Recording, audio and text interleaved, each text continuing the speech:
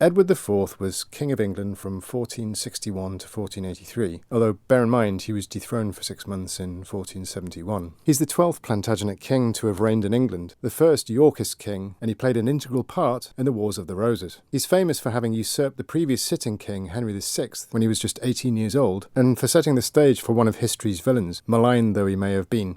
When Edward was born in 1442, Henry VI had been the king for 20 years. That said, Henry had become king when he was just 9 months old. The story of how Edward IV became king is mostly the story of his father, the Duke of York, who, because Henry VI was at this point unmarried and childless, was the heir to the throne at the time of his son's birth. Edward was born in Rouen because his father, the Duke, was at this time the governor of English lands in France. The Duke of York was later made governor of Ireland, then an English colony. In the Duke's absence, though, King Henry's kingdom started falling apart. You can learn more by watching our previous video, but in a nutshell, the king's father, Henry V, had effectively subdued the French and claimed the right to the throne there, meaning his son Henry VI had been the first monarch in history to be crowned King of England and France simultaneously.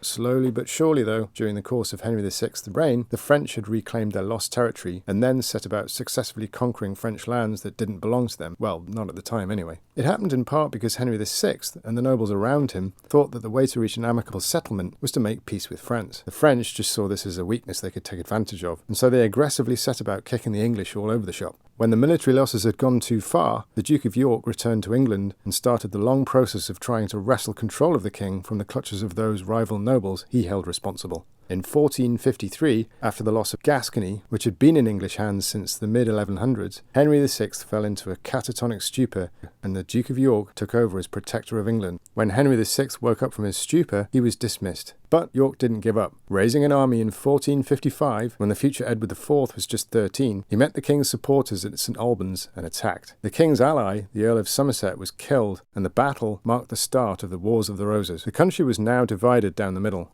Those loyal to King Henry VI, or Lancastrians, and those loyal to the Duke of York's cause, Yorkists. Despite his young age, the future King Edward IV was quite heavily involved in the Wars of the Roses, commanding a Yorkist division to victory when he was 18 at the Battle of Northampton, at which King Henry VI himself was captured. We covered the details of the Wars of the Roses in our last video on Henry VI, so please do watch that if you're interested.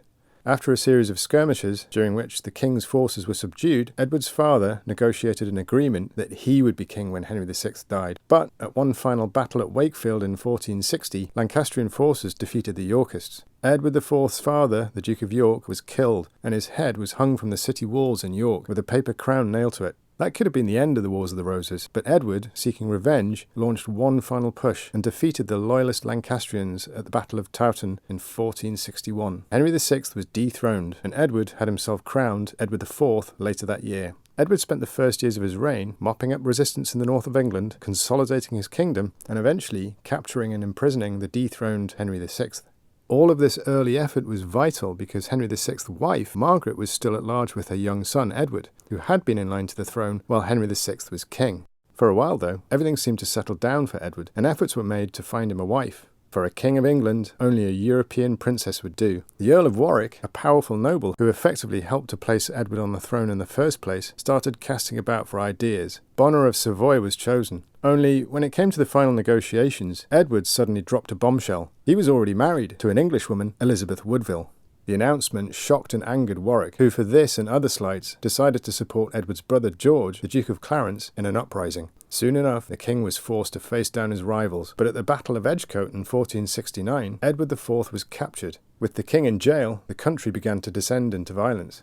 In an attempt to stem it, Edward was released. Understandably, the king was furious and sought revenge. Fearing for their safety, Warwick and the Duke of Clarence fled to Normandy, where they chanced upon someone else who wanted to get rid of King Edward, Queen Margaret, who was still determined to get her son Edward on the throne. Between them, they brokered a deal. The young Prince Edward would marry Warwick's daughter, and in return, Warwick would help to overthrow Edward IV. Henry VI would be restored to the throne again, Prince Edward would once again be the heir, and, when crowned, Warwick's daughter would be queen. The plotters invaded England, causing Edward IV to flee, just as his pregnant wife Elizabeth was about to give birth. This time, it was Edward IV's turn to be dethroned.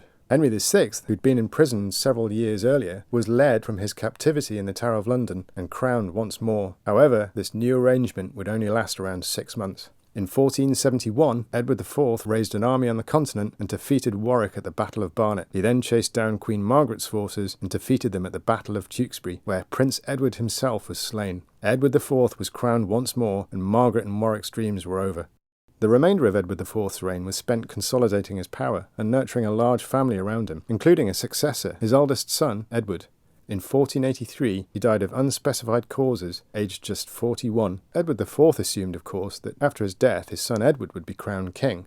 Only he hadn't reckoned on the actions of his younger brother, the Duke of Gloucester, whom he'd appointed as protector to oversee his 12-year-old son's early rule. We'll cover Edward V's short reign in our next video, but after that, we'll devote an entire video to the Duke of Gloucester himself. This is because the history books know the Duke of Gloucester by another name, synonymous with treachery and ruthless self-interest.